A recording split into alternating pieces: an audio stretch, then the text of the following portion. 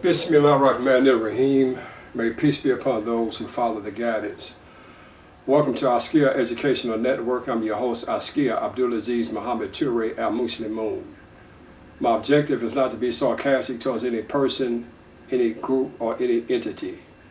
But my objective is to be in compliance to the rules of fairness and equity. If I say anything that is good, it is from Allah. And if I say anything that's incorrect, it is either from myself or it is from Shaitan. Today's topic is the old pimp game versus the new pimp game. And this episode primarily is focusing on with the African Americans who live in America. They are familiar with the term pimp more so than anyone else. Your first pimp in America, speaking to the African Americans, the way the pimp game started, it started with this man named Charles Coker Jones. Charles Coker Jones was a slave owner. He was a Presbyterian minister, and he wrote a book called How to Make a Negro Christian.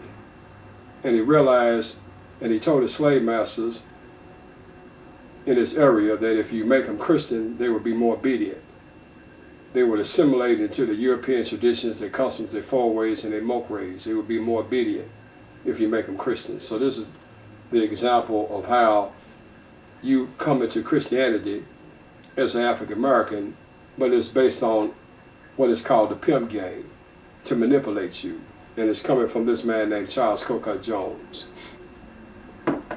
Then, from that point on, they had to tell the slave that this was Jesus, that this was their God. They took their names away from them, they took their religion away from them, which was Islam. The slaves that first came over here, they were Muslims.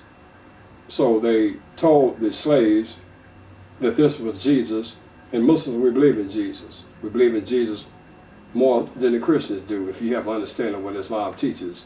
So they told the slave that this was Jesus and this was God, to make them feel inferior to the people that enslaved them, because the people that enslaved them looked more like this than the slave. So this is part of the old pimp game. And then if you was not obedient, then they would do this. The Ku Klux Klan, they came along in the late 1800s, and you see them with a cross. And the Ku Klux Klan organization was established by Christian ministers. They was preachers. They had their congregation on a Sunday, and the preachers told the congregation that bluebirds are with bluebirds, blackbirds are with blackbirds, redbirds are with redbirds. So there is a natural segregation in nature, and that's how they was able to convince the congregation to embrace segregation.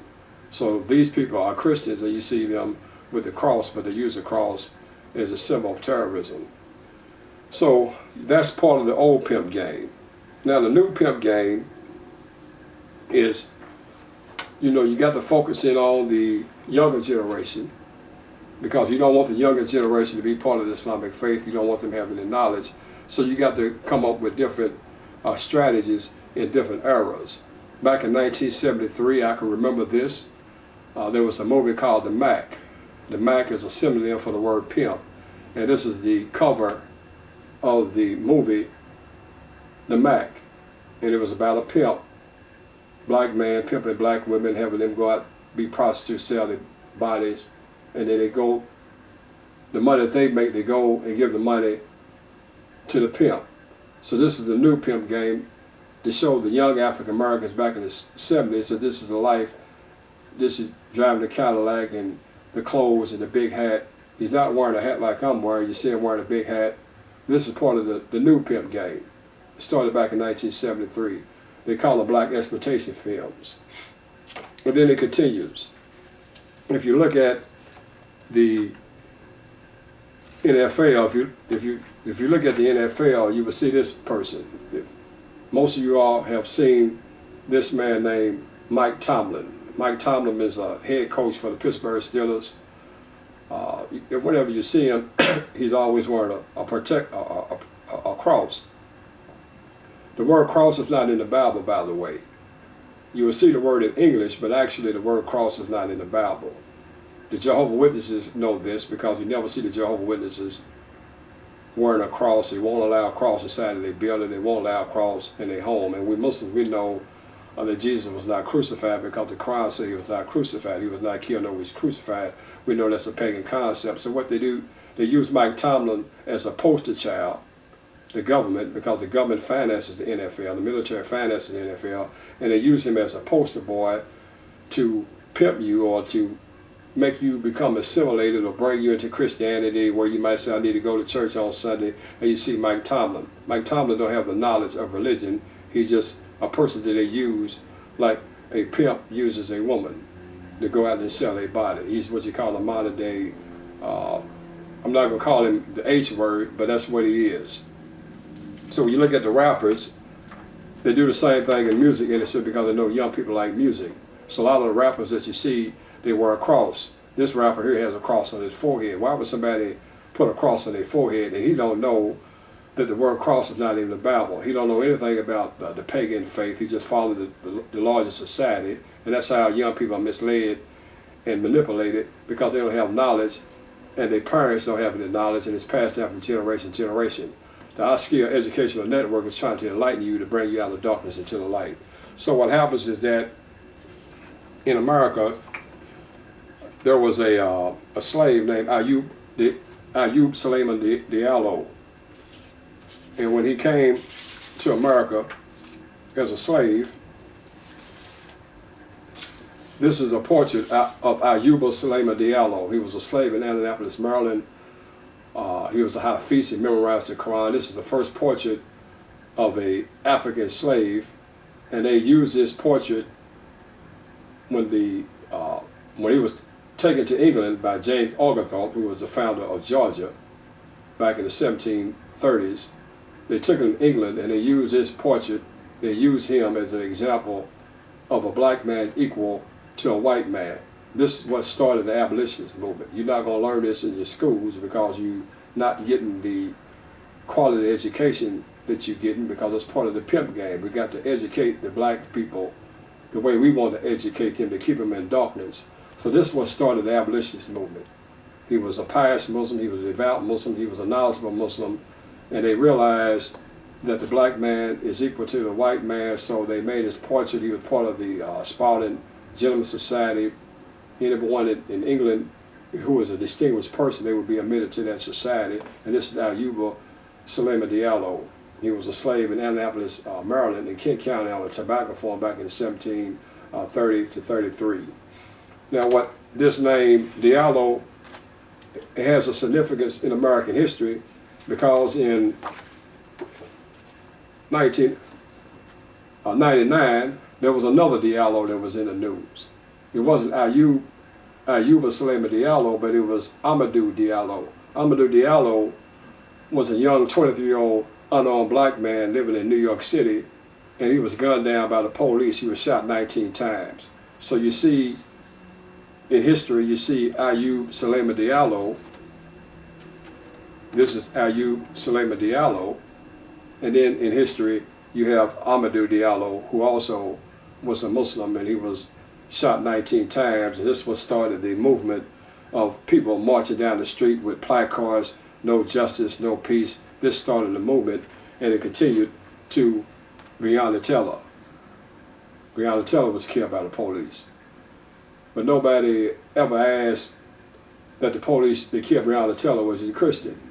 Because if he was a Christian, it means Jesus died for his sins and he's going to heaven. And Breonna Taylor, if she was a Christian, she's going to heaven, and they both going to heaven. So why are you African Americans out there protesting and going through all this over the death of Breonna Taylor?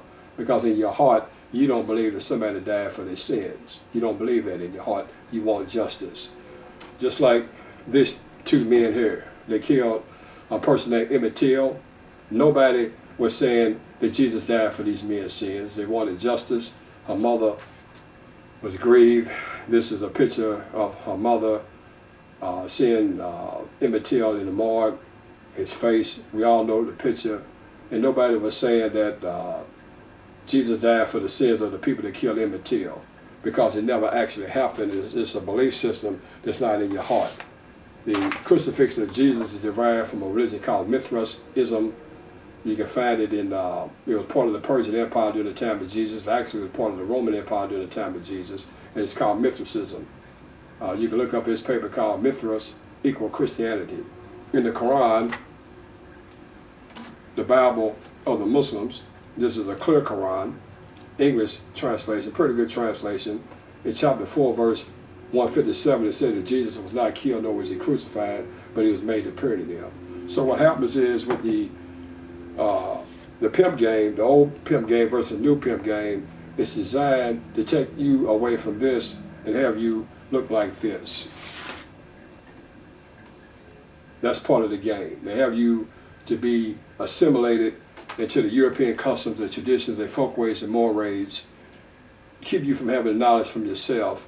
And then once you start to get that knowledge, they will demonize the information that you get. They get control because they control the media. They get the information and they demonize and put lies and distortions inside the media. And then they get a puppet to prepare the next generation. This is your next puppet. This is the new pimp game. She is a lady that was at the Joe Biden inauguration. She's supposed to be one of the poet laureates in America. She's replacing Maya Angelou, who grew up in Jim Crow America. She had some substance. She knew Malcolm X. She was part of the struggle. She was part of the jihad back in those days. But this girl right here, she's born in Los Angeles. She knows nothing about the struggle. So they want the younger girls to look at her as a role model. This is part of the new pimp game. This is part of the new pimp game. Here she is at the inauguration of Joe Biden. They never show you the Muslim women because they don't want you to see the light. And if you do see the light, if you start to look in that direction, they demonize it, turn you back, and there you are, you follow their customs, their traditions, their folkways, and mores, and you look at your society, Allah has put rizq on you. You look at your community, the homicides, the babies born out of wedlock, the venereal diseases, so forth and so on. So I'm going to end it with this. If I say anything that was good, it's from Allah. If I say anything that was incorrect, it's either from myself or from Shaitan. This is my 15th video. I'd like for you all to subscribe to this woman named Ellie Quinn. She's a white English girl. She converted to Islam and she has a channel. And Islam is not a black thing. It's not a color thing. It's a universal thing. And this is the best decision she ever made. She embraced Islam. I'd like for you to type in Ellie Quinn, learn how she became a Muslim. She's a devout Muslim. Learn how she became a Muslim. And also try to subscribe to my channel. Hit the picture. Give me a thumbs up. I'm trying to give you some information that you won't get from the mainstream media. You won't get in your high schools, your middle schools, and your elementary schools. So until next time, Assalamu alaikum, may peace be with you.